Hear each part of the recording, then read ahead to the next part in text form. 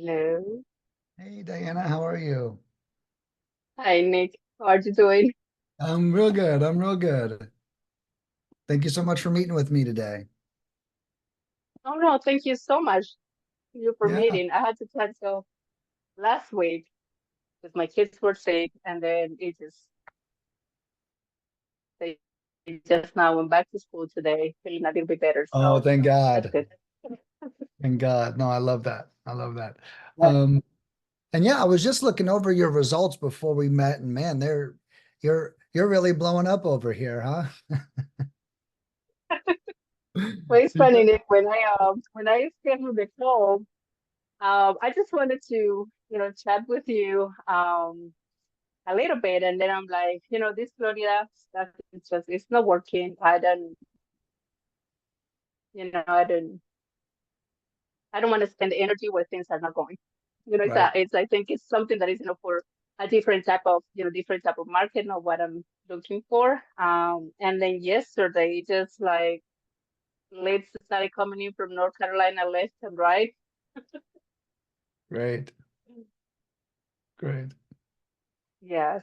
No, yeah, it's definitely been explosive. And normally, the way these calls go, you can decide you are in control. But I'll cover the stats with you from your campaigns, and then you can hit me with the series of questions. But if you just want to, if you have questions you just want to ask me, you could ask me those too, and then I could cover the stats later or anything you want. We can start with the stats and go from there. Okay, you got it. All right, so I got your three campaigns pulled up here. We'll start with the Florida one. Um, Okay. the Florida one looks like it's doing pretty decent. I'm not too sure how everything has been looking on the on your half, but the lead flow here has been really good. Let me zoom in here a little bit for us. So here on the Florida, we've done 1,686 dials, 167 people answered, and then 14 became a lead. And these are really good stats, and I'll explain that to you now. So 167 conversations on 168 dials is a 9.91% contact rate, which is really good. You're almost at 10%. And that's actually like really high. Like if you were to talk to your friends that are real estate investors, they might be averaging anywhere from like 4 to 7, somewhere in there. And what that means is how many people we're speaking to. So we're speaking to a lot of people. And a good way for you to gauge that for us, 7 to 9 is average, 9 to 11 is great, and anything above 11 is just stellar. Okay. Okay, is a cool way to look at those. So on top of that, out of the 167 people, 29 of them, only 29 of them told us that we had the wrong number, which that's really good as well. So there we have 83% of the people we spoke to actually owned the property that we were calling about. So that's also a Okay. really good number. So a lot of people are answering, and most of those people, over 80%, do own the piece of land that we're calling about. So those are two great signs. And then that also translated into leads. So 14 leads on about 1,700 dials is really good. What I try to tell my clients is for land, you should average anywhere from 100 dials per lead to 250. Okay, anywhere in that range. All right. And for you at this, let me just do the math, 1686 divided by 14. You're at 120 dials per lead, which is awesome. So you're really like one of the top performers for land in this area right now. Okay. That's kind of like an internal gauge. 250 and higher, uh, it's not that that's bad, but we should look and see what's going on in the area, right? Like why, if we do go over 250, we just do a little bit of research. I'll probably ask you a couple of questions. That's one of the perks of having me here, is we can help finding the patterns with what's going on. Um, so that's that. And then down here is our text messaging. If I get a little bit more zoomed in here. So with our text messaging, we've done 1,803 text messages sent. 82 people replied, and then 22 of those became a lead. which is also really good. And I would gauge this off of about the same results. So if you're getting a lead in every 100 to 200 text messages, that is considered good. So 100 is really good. 200 is probably maybe closer to average. Okay. You kind of beat that out here. If we did the number, so we did 1803 divided by 22, you actually averaged a lead in every 82 text messages is what yours were, which is also a really good sign.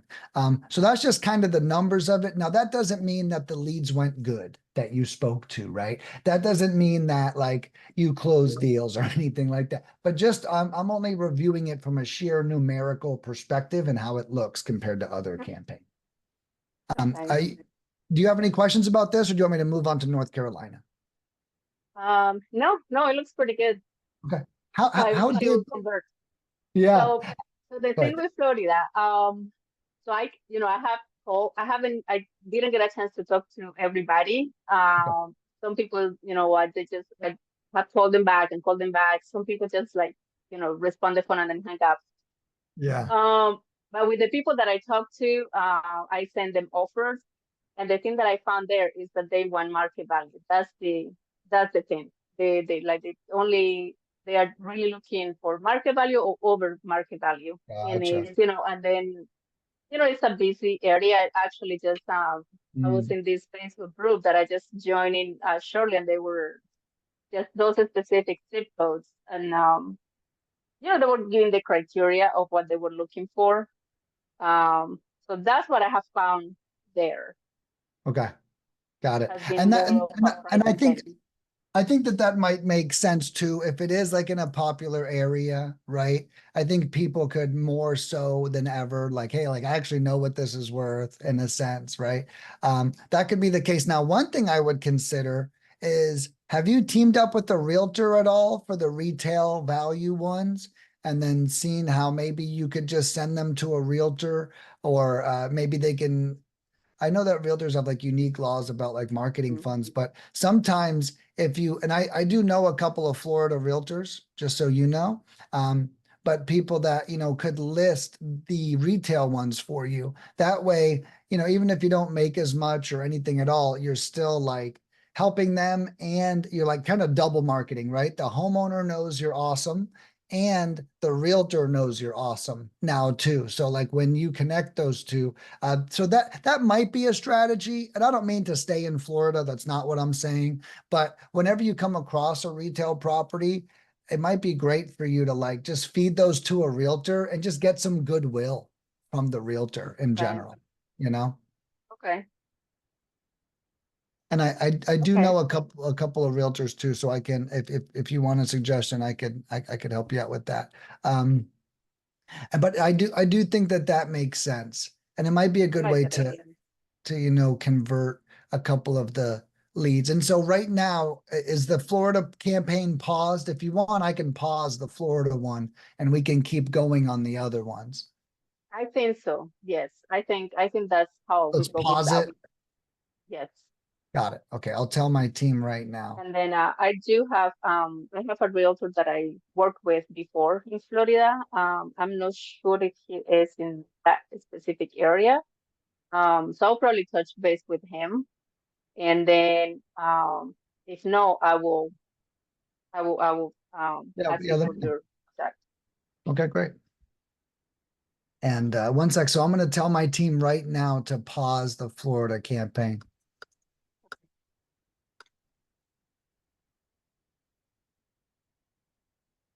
And I'm just going to say until further notice. Okay. So Okay. until you get something, or maybe you do team up with the realtor, maybe they pay you, right? Maybe you find a realtor and you're like, look, I've got 10 of these leads, I'll sell these leads to you for $40 a pop or something, right? I mean, that's still Mm, $400. So it's like, you could maybe get creative, maybe even have them split with houses. I normally recommend investors find a realtor and try to get them to split the service cost with them. It's like, hey, I'll take all the crappy stuff, you take all the great stuff, right? And we'll just split it mhm, all. So that's some of the mhm, cool stuff sometimes I like to mhm. I'm always going for like the win-win, you know? I All like right. So, that. And I actually I did that one time in North Carolina with a couple lots that I couldn't sell myself. And I got in touch with a good realtor there. And at the end I was like, I mean, I cannot help these people, but I will just put them, in contact directly to you and right. hopefully you can help them. Yeah, no, I like that. Yeah. And so yeah, I'll jump over to North Carolina now. And Okay. this one's really doing better than the other one, which is cool. So North Carolina here, we've done 500 dials. 69 people answered, which that's huge. So that's almost a 14% contact rate. That's 13.8 on that one. Okay. Mhm. That's really good. And then um, and then 8 of those people became a lead. So that's huge. I mean, that's 8 leads on 500 dials. I'll just do the math. I just love math. Um, so that's a dial for every 62 leads. Excuse me, a lead for every Need 62 for them. dials. Um, so just crazy, crazy numbers there. And then we even had a better accuracy rate too. So only 9 people told us we had the wrong number. So 87% of the people we spoke to actually did own the property, which is great. Um, so that's awesome. And so a lot of people answered, a lot of right numbers, and it translated to a lot of leads in this case, which is really good. And then on the text messaging, you got 9 on 1,200. So that's looking a little bit more normal. Still very good, but not like insanely amazing. Let's do 1,232 divided by 9. So that is a lead in every 136 text messages, basically, which is cool. And also very good. I always say, but texting, it's about 1 to 200. And with cold calling, it's about 100 to 250 is how you can kind of gauge. And the closer you are to the lower, the more stellar your results are. And then how did these conversations go? These 17 leads here.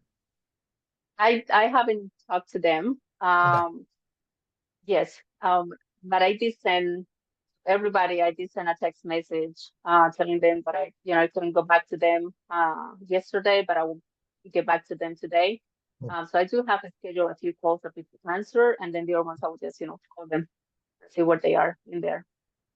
Okay, very cool. And then have you taken our onboarding course as well, Diana? Yes, the YouTube, you have any the YouTube videos?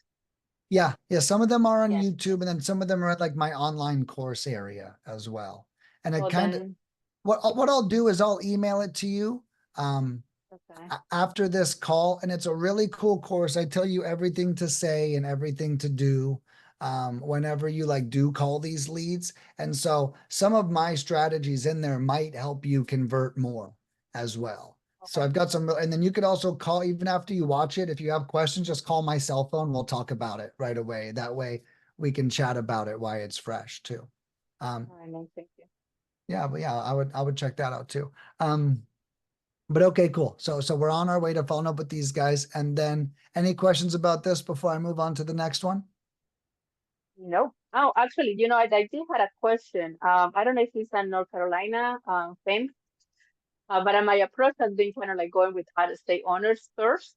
Yeah. Um, and then so when they pulled the list, it was about like 4,800, I think, records. And out of those, like 3,000 and some change were from North Carolina in the state. Oh, interesting. So I Interesting. don't And know. I mean, that's there's still, two people, still responding. So I mean, that's fine. well, I I was just think curious. well, it looks like what we did out of that is we only pulled 556 out of it. So in the North Carolina list, there may have been Oh, it's in the 4,000. next one, I guess. Yeah, well, yeah, Okay. the next, yeah, let me see here. Yeah, this one was 2,500. I think that we may have only taken the out of states out of that list is probably what we did for you. Okay. So Okay. that I way got that it. this did end up just being all out of state as well, Mhm. I Okay. believe. Okay. Um, okay, yeah, very cool. And let me see what else there is. Okay. And then for the next one, oh, this is nationwide. Okay, so this was a list that you provided to us. Yes, yeah. It was This one's so I was in the business in I did in 2022.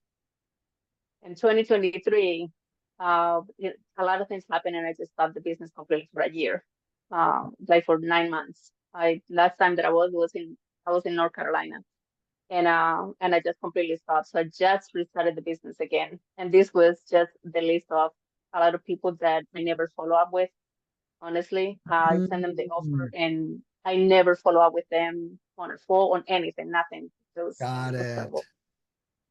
So I was like, you know what, maybe that's how I can jump and start the cold calling and get kind of touch those people again that way, because they probably don't even remember me. Yeah. Um, yeah, so No, that's the list.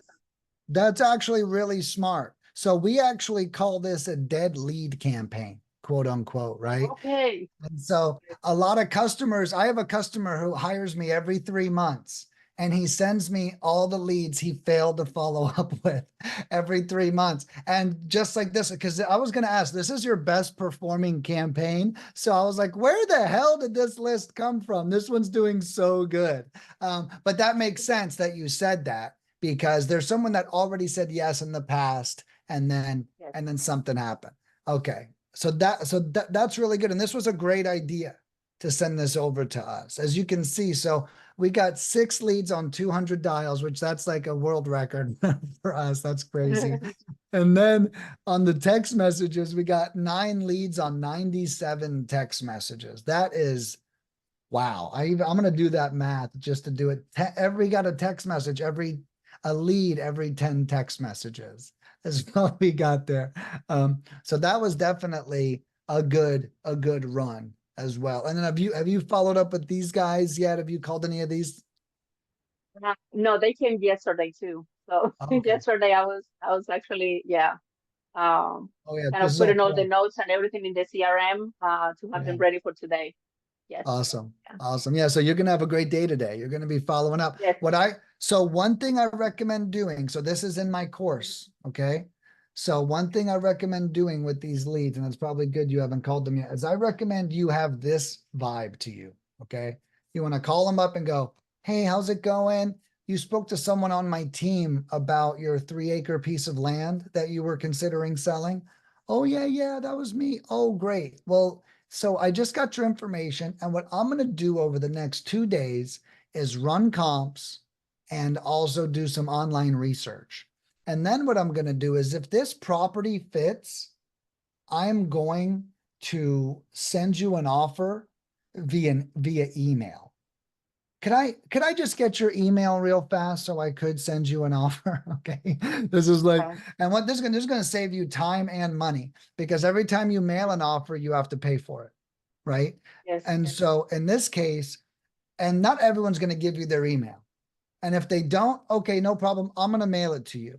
Is that okay? So now you're just getting it. So yes, we either get their email and we email it using DocuSign or something like that, or we mail it to them if they refuse or don't have an email. Then I recommend you saying, now look, I'm going to send this offer over. Just feel free to call me if you have any questions or if you have any feedback for me about this. Or even if we're close on price, you just let me know. And what you're doing here is you're you're kind of bracing them in a unique way for a low offer to make sure that look, don't get mad at me, just talk to me. That's really your energy, right? And so then I say 24 hours after you know they receive it, I would follow up with them, right? Hey, what did you think? Uh, what was there something you didn't like about it? Were we close on price? Okay, those are the 3 questions I would probably ask them. And what you want to find out is, you know, in some cases, if you're offering low enough, you might be able to come up $10,000 and still make $20,000 off of this, right? So that's why you really want the conversation to go. And with land, I've learned with houses, you have to negotiate up front. right? Before we do anything, you got to negotiate. But with land, you want to make the offer and then negotiate on the back end after they receive it. But that's why you want to sound friendly and warm and welcome their criticism of the offer so they don't just go, oh, what an idiot. I would never sell for that much. Like, click, it's like, I don't want you upset. I want your land, right? And so I think that strategy would probably help a lot. Okay. All right. Perfect. Be the seller. I just heard you saying it so many times and I forgot in a podcast that I was listening Well, from I can say it again. You want me to say what I would say yeah. to the seller? Yeah. And just so you know, this is in the course I'm going to send you to. Okay. So I Okay. have like a whole course it's only like 30 minutes long. It's not a long thing. But so if you need to freshen up, I probably have some more nuggets in there too that I would watch. But I would say I never use their name. Okay. Never Okay. use their name unless you know for a fact it's their name. You follow me? And then that's if they told you what you want to do is you want to use our name. Okay. That's the name you want to use. Because if you say their name wrong, or if it's not them, they're going to tell you it's a wrong number, but it's not a wrong number, if that makes sense. Okay. All right. But so you want to call them up and say, hey, you just spoke. If my name is on the lead, bring up my employee's name. Hey, you just spoke to Sherry about 123 Sycamore Street. Oh, yeah, I sure did. Okay. And then if there's no name, hey, you were speaking to someone on my team, or you were speaking to my partner about selling your 3-acre piece of land in Texas, right? So mention the acre sizes and mention the state. Okay. Okay. And then mention either partner or their name. Then, oh yeah, that was me. So first we want to make sure that we're talking to the right person. Okay, great. Well, I just got your information. And over the next 2 days, I'm going to do some online research. And I'm going to see if this property is right for me. If it is right for me, I'm going to send you an offer via email. It's going to come in. It's going to be official. I like to say, I'm going to send you an official offer via email. Okay. And that way, like, we're making it sound real, important. Like, this is going to, I'm not wasting your time, is the whole point of saying that. Right. And then, so we're either going to have their email for you. So confirm that. Hey, so I have your email here that my team got from you. Is this right? Okay, great. Keep an eye open over the next 48 hours for an offer on that. Or if they go, I don't use email, or I don't want to give it to you, I'm not comfortable. Okay, great. Is it okay with you if I mailed the offer directly to your house? I do have your home address here. Okay. And then confirm the home address. That's what I would recommend. Okay. Um, and then say, and now look, when you get this offer, if you have any questions or any feedback, or if we're close on price, I just want you to reach out to me and let me know. I think that's the real important part of the call, right? We're training them on what to do if they're unhappy. Right? Just how if I have a customer, I would say, if you're unhappy, call me, right? If something doesn't go right, call me. I would say the same thing to my customer, if that makes sense, right? Well, you're providing, but if I never said that to you, you'd be like, man, that guy, he's not available, but like I might be, so we always want to train them on what we want them to do if they're unhappy. And then that's basically it. I'd get right off the phone. I don't think you have a lot to talk to them about. I think your goal, make sure that you're a real person, make sure you're a friendly person, and then make sure that they know they can ask you questions if they have questions. And I think that those are the main purposes of that call. Okay. All right. Did you ever go, I guess a little bit on their motivation I on when personally, selling? in my opinion, I think that comes out afterward, if that makes sense. Okay. I think that on the follow-up call, if they're happy or not happy, if they're not happy, I think we kind of flip it on them. right? If they're not happy, we go, oh, I understand that wasn't a good offer. So do you think it's worth for is what they think it's worth, right? So let's say they're not happy with the offer. Okay, well, what's is it worth more? I said, I don't know, maybe I missed something. Like you want to act innocent, right? Like, is there a lake on the property or nearby? Or is there like any beautiful views? Like you're already like on their team, like talk me into it being worth more, right? Then Okay. if that doesn't work, then you could say, well, look, what were your plans with the property when you bought it?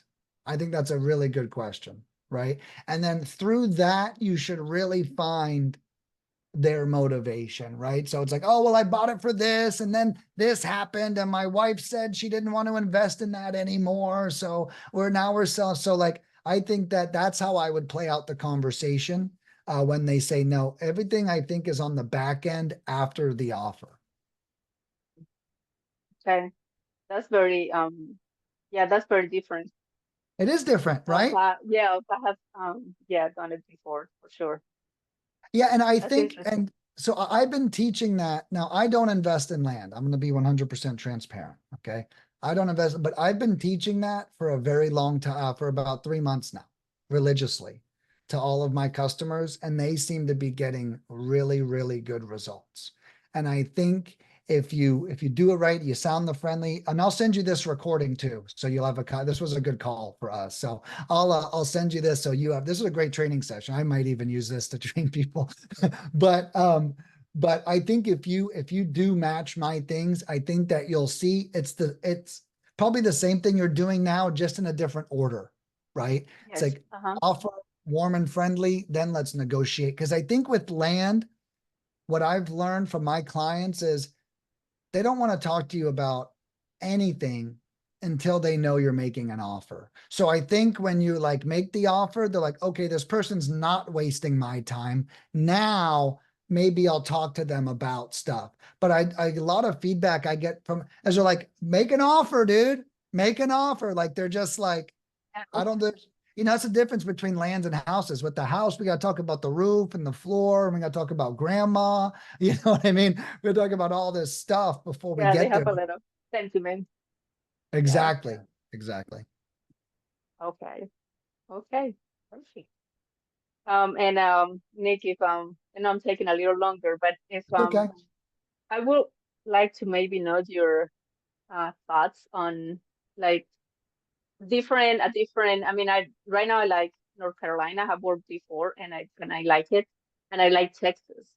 I did some deals in Texas with letters. I don't know if that maybe translate into calls too. I I think it mean, would. Texas is pretty big, but No, I think it would. There's two places I would not work.